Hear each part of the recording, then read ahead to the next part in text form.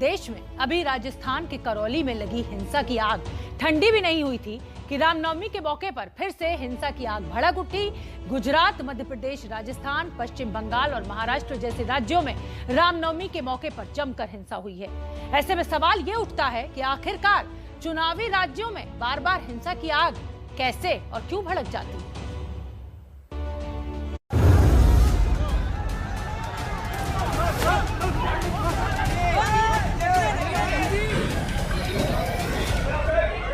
इन 8 तस्वीरों को देखिए। गुजरात से लेकर पश्चिम बंगाल के बांकुरा तक हिंसा की आग भड़की है। नवरात्र के 9वें दिन हुए बवाल की ये 8 तस्वीरें आप देख रहे हैं। इन 8 तस्वीरों में 5 तस्वीरें उन राज्यों की हैं जहां चुनाव होने वाले हैं।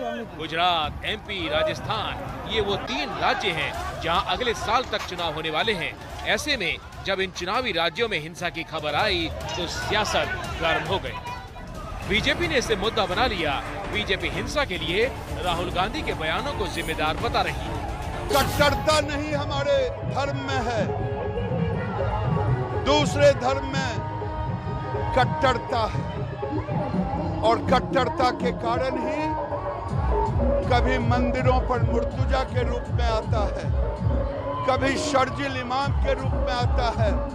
लेकिन भारत के तमाम सनातनी को देखें, सबका साथ, सबका विकास। राहुल गांधी जी ने भगवान राम के लिए जिस प्रकार के शब्दों का प्रयोग किया और कहीं न कहीं राहुल गांधी जी को यह बर्दाश्त नहीं था कि हिंदुस्तान में कोई भगवान राम पे विश्वास करे, ये अपने आप में कांग्रेस के असली चरित्र को दर्शाता है। ये वही कांग्रेस पार्टी है जिसने पहले एक एफिडेविट के माध्यम से सुप्रीम कोर्ट तक में कहा था कि भगवान राम का अस्तित्व नहीं है, भगवान राम मात्र काल्पनिक है। बता दें कि बीजेपी जिस बयान की बात कर रही है वो बयान शुक्रवार को राहुल गांधी ने करौली हिंसा को लेकर दिया था। देश की हालत बहुत खराब है, नफरत फैलाई जा रही है, रोजगार का स्ट्रक्चर है, जो रीढ़ की हड्डी है वो टूट गई है। इसका रिजल्ट अगले 2, 3, 4 साल में आएगा और भयंकर रिजल्ट है। हिंदुस्तान को बांटा भी गया है और इन सबको एक दूसरे से लड़ाया जाता है। आज भी राहुल गांधी ने ट्वीट करके कहा कि नफरत और हिंसा हमारे देश को कमजोर कर रही है। तरक्की का रास्ता भाईचारे, शांति और सद्भावना से होकर जाता है। नफरत और हिंसा हमारे देश को कमजोर कर रहे हैं। तरक्की का रास्ता भाईचारे, शांति और सद्भावना से होकर जाता है। हिंदुत्व की भीड़ ने पुलिस के आशीर्वाद से कई जगहों पर हिंसा को भड़काया या हिंसा में शामिल हुए। कई जगहों पर रामनवमी यात्रा का इस्तेमाल मुसलमानों के खिलाफ नफरती भाषण के लिए किया गया।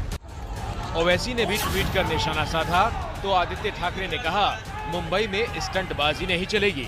मुंबई में कोई तनाव पैदा होगा नहीं है, हम पूरी इसमें जानकारी दे रहे हैं, लेकिन कहीं भी मुंबई कर बटेगा नहीं, मुंबई का साथ नहीं। तो वहीं दूसरी तरफ एमपी के खरगोन में हिंसा के बाद शिवराज सिंह सरकार का बुलडोजर भी चल गया। एक बात स्पष्ट रूप से बता देना चाहते हैं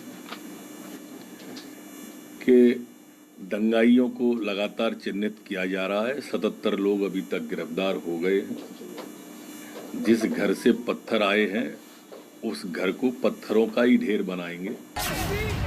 मुख्यमंत्री शिवराज ने दंगों के आरोपियों पर कड़ी कार्रवाई की बात कही है।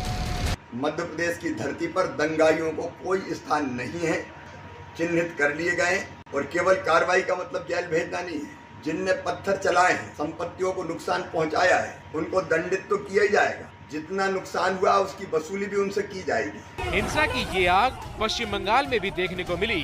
हावड़ा और बांकुरा में उपद्रवियों ने जमकर हंगामा किया। बांकुरा में हिंसा के बाद 17 लोगों को पकड़ा गया है, लेकिन घटनाओं ने सियासी रूप ले लिया है। बीजेपी आरोप लगा रही है कि दोनों जगह की हिंसा के पीछे टीएमसी के लोग हैं।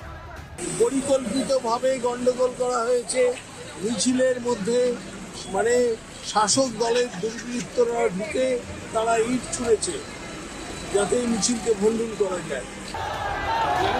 हिंसा की आग पर काबू तो जरूर पा लिया गया, लेकिन सवाल अब भी बरकरार है, आखिर हिंसा की आग किसने भड़काई है।